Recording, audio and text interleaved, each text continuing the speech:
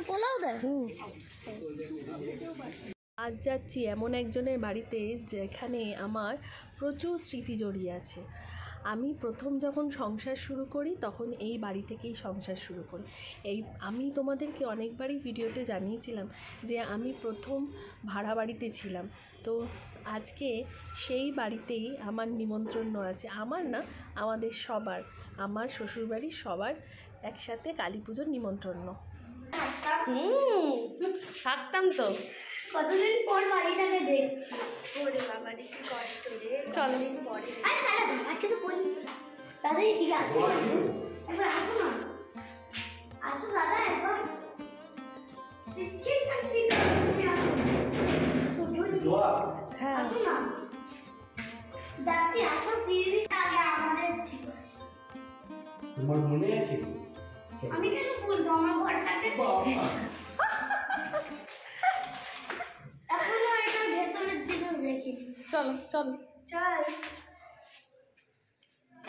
আরও তোমাদেরকে দেখাচ্ছি, দেখো এই যে এই বাড়িটা দেখতে পাচ্ছ, এই যে ছাদটা, এটা হচ্ছে মাসি শাশুড়ির বাড়ির ছাদ।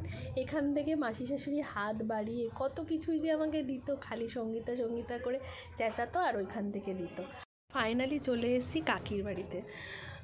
মানে সম্পর্কটা তোমাদেরকে বোঝাই, আমার মাসি শাশুড়ির বান্ধবী, মানে আমরা কাকি বলেই ডাকি, বলতে পারো আমারও শাশুড়ি। ভীষণ ভালোবাসে আর ওনাদের অবদান আমার জীবনে অনেকখানি, যেটা আমি কোনো দিন ভুলতে পারবো না। ওনার ছেলে, মানে আমার কাকি শাশুড়ির ছেলে, নিজের কাকি না হতে পারে কিন্তু আমি নিজের থেকে অনেক বেশি ভালোবাসি। ওনাদের বড় একটা ঋণ আমার জীবনে রয়েছে। যখন দিকু প্রথম হয় না, দিকুর বাবা অ্যাক্সিডেন্টে পা ভেঙে ঘরে ছিল, আমি যখন হসপিটালে ভর্তি হই তখন দিকুর বাবাকে নিয়ে যাওয়ার মতো কেউ ছিল না। ওনার ছেলে দিকুর বাবাকে হসপিটালে নিয়ে যায় এবং ওনার ছেলের জন্য প্রথম দিকুর বাবা দিকুকে দেখতে পায়। তো যার জন্য ওনাদের ঋণ অনেকটা বলতে সারা জীবনই আমি ওনাদের কাছে এই জন্য ঋণী হয়ে থাকবো।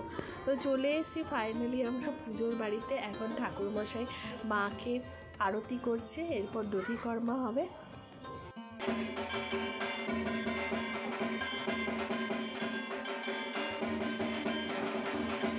সকালের খিচুড়ি ভোগ খেয়ে বাড়ি চলে গেছিলাম, তারপর স্নান ধুতি করে চলে এসেছিলাম। এই দেখো বাইরে থেকে কাকি শাশুড়ি বাইরেটার থেকে তোমাদেরকে দেখিয়ে দিলাম। এরপর চলে গেছি ছাদে ভোগ খেতে। ঠাকুরের ভোগ কখনোই খারাপ বলা যায় না, সত্যি অমৃত হয়। চলে এসে পোলাও, বেগুনি, আলুর দম। আলুরটা দেখো কি সুন্দর সেদ্ধ হয়েছে, দারুণ হয়েছে। আমার পাতটা দেখে বুঝতেই পারছো কীরকম হয়েছে। প্রতিটা রান্না খুব ভালো হয়েছে, আলাদা করে কিছু বলার নেই। আমি দুবার পোলাও নিয়েছি, সত্যি কথা খুব ভালো হয়েছে। দুবার করে পোলাও দেয়, তোমার লাগবে না এমনি বলছি তো, দুবার করে পোলাও দেয়। এরপর চলে এসেছে পনিরটাও খুব নরম হয়েছে আর খুবই টেস্ট হয়েছে। আর তোমরা তো দিকুর মুখে শুনে নিয়েছো, দিকুও দুবার নিয়েছে, আমিও দুবার নিয়েছি। এরপর চলে এসেছে চাটনি, যেটা পাঁপড় দিয়ে খেতে দিকু খুবই পছন্দ করে।